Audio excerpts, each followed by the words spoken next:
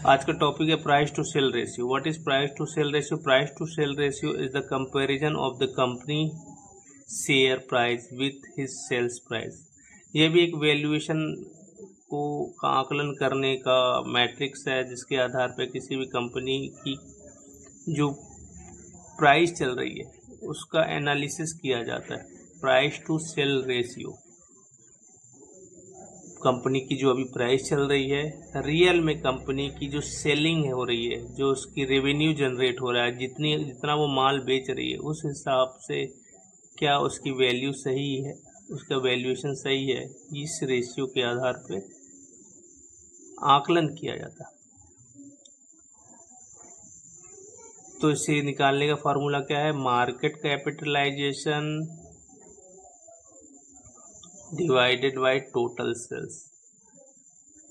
मान लेते हैं किसी भी कंपनी XYZ कंपनी है, उसका प्राइस 200 रुपये चल रहा है, 200 चल रहा है, और कंपनी की जो शेयर्स हैं वो है 1 CR, 1 करोड़ शेयर्स। कंपनी का जो शेयर्स है वो है 1 करोड़। तो मार्केट कैपिटलाइजेशन कैसे पता करेंगे?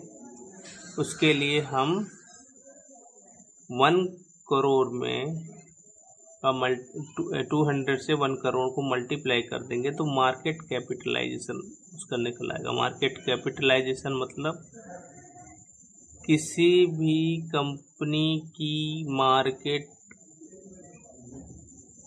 में जो टोटल वैल्यू होती है उसको कहते हैं मार्केट कैपिटलाइज। और हमारे पास मार्केट कैपिटलाइजेशन आ गया, जो कि हमको प्राइस टू सेल रेशियो निकालने के लिए ज़रूरत है। तो प्राइस टू सेल रेशियो निकालने के लिए मार्केट कैपिटलाइजेशन जानना होना चाहिए। उसको पता करने के लिए हमारे पास शेयर प्राइस होने चाहिए, और आउटस्टैंडिंग शेयर अगर इसको हमको उससे मल्टीप्लाई कर देंगे तो हमारे पास मार्केट कैपिटलाइजेशन आ जाएगा। फिर अब हमने जान लिया कि एनुअल सेल्स जो है 100 करोड़ हो रही है, इस कंपनी की एनुअल सेल्स 100 करोड़ हो रही है। तो हमारे पास दोनों नंबर आ गए। टोटल सेल्स है 100 करोड़, मार्केट कैपिटलाइजेशन 200 करोड़।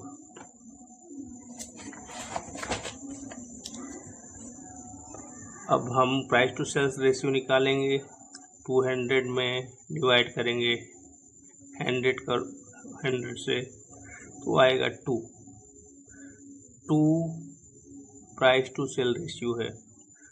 इसका मतलब क्या है कि investors are ready to pay 2 rupees for every 1 rupees sales.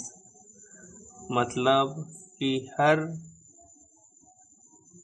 1 रुपये की बिक्री में जो इन्वेस्टर है 2 रुपये दे रहे हैं। 2 रुपये दे रहे हैं मीन्स हम किस चीज़ का आकलन कर रहे हैं? कंपनी के वैल्यूएशन का आकलन कर रहे हैं। वैल्यूएशन कहाँ से वैल्यूएशन पता चलती है? प्राइस से, कंपनी का जो प्राइस है उससे। तो अब हमारे पास कई मैट्रिक्स होते हैं। एक मैट्रिक्स है प्राइस टू अर्न, की कितनी कमाई हो रही उस आधार पर जानो। दूसरा होता है कि कंपनी की एसेट्स कितने हैं, प्राइस टू बुक रेशियो, उस आधार पर जानो। और एक ये तीसरा मैट्रिक्स है price to sell. Price to sell जो है इसके आधार पे भी अलग अलग मैट्रिक्स अलग अलग तरीके से अलग अलग जगह पे इस्तेमाल में आते हैं। तो इसका यूज ज़्यादातर कब होता है?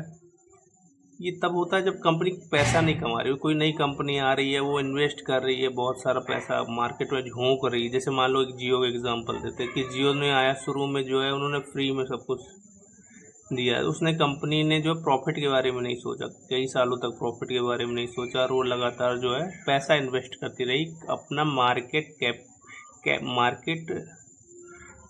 मार्केट साइज को ग्रोथ कर रही थी। तो ऐसी स्थिति में कंपनी की वैल्यूएशन क्या निकालेंगे? तो मार्केट में ऐसे में कंपनी की वैल्यूएशन निकालने का मैट्रिक्स इस्तेमाल होता है प्राइस टू सेल रेशियो। कि कंपनी जो है कितने का माल बेच पा रही है, कितने ग्राहकों तक पहुंच गई है, और वो ग्राहकों तक पहुंचने की स्पीड लगातार बढ़ रही है या घट रही है। और बहुत सारी इंडस्ट्री में अलग अलग प्रकार की जो प्राइस टू सेल रेशियो होती है। FMCG कंपनी में जो है price to sell ratio high होता है, इंफ्रास्ट्रक्चर और स्टील में जो है लो होता है। तो इंटरप्रिटेशन ये है कि अगर 1 के बिलो है तो low price to sell ratio है, और 1 के 3 के ऊपर है तो high price to sell ratio है। क्यों यूज़फुल है? बहुत सारी कंपनी जो है वो जो है मैनिपुलेशन करती हैं सीए के द्वारा, प्रॉफिट्स में मैनिपुलेशन हो जाता है, बट सेल्स जो है वो उससे बहुत सारी चीज़ें क्लियर हो जाती हैं। तो ये जो बहुत अच्छा तरीका है जिससे कि जो है कोई घपला है तो वो पता किया जा सकता है।